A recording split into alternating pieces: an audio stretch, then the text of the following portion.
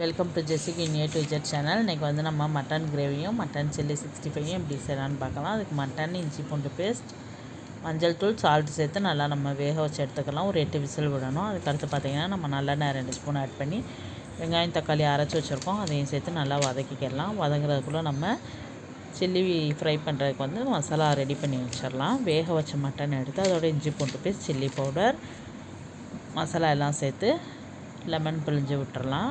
நல்லா கொஞ்சம் நேரம் கழித்து நம்ம ஃப்ரை பண்ணோம்னா டேஸ்ட்டாக இருக்கும். அது வந்து ஊறட்டும். இப்போ பாருங்கள், நல்லா வெங்காயம் தக்காளி வதங்கிடுச்சு. இதில் வந்து இப்போ நம்ம இஞ்சி பூண்டு பேஸ்ட்டை ஆட் பண்ணிக்கலாம். நல்லா ஸ்மெல்லு ஃபுல்லாக போனதுக்கப்புறமே நம்மளுக்கு எண்ணெய் பிரிஞ்சு வரணும். இப்போ வந்து நம்ம மசாலா பொடி ஆட் பண்ணிக்கலாம். மட்டன் மசாலா, தனி மல்லி கொஞ்சம் சேர்த்துக்கலாம். அது நல்லா மசாலா வடை போனதுக்கப்புறம் நம்ம வேக வச்சு எடுத்தால் மட்டனையும் சேர்த்துக்கலாம். கொத்தமல்லி எல்லாம் கருவேப்பிலை எல்லாம் சேர்த்துக்கலாம். லாஸ்ட்டாக பாருங்கள், பெப்பர் பவுட்ரு ஆட் பண்ணி நம்ம இறக்க போகிறோம். சால்ட்டு கரெக்டாக இருக்கான்னு செக் பண்ணிக்கோங்க. எனக்கு பார்த்ததுனால நான் கொஞ்சம் சேர்த்துக்கிட்டேன்.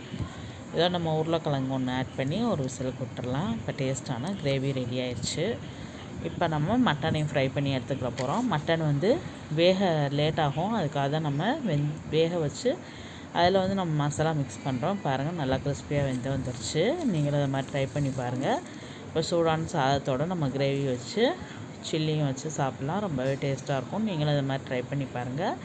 தேங்க்யூ ஃபார் வாட்சிங்.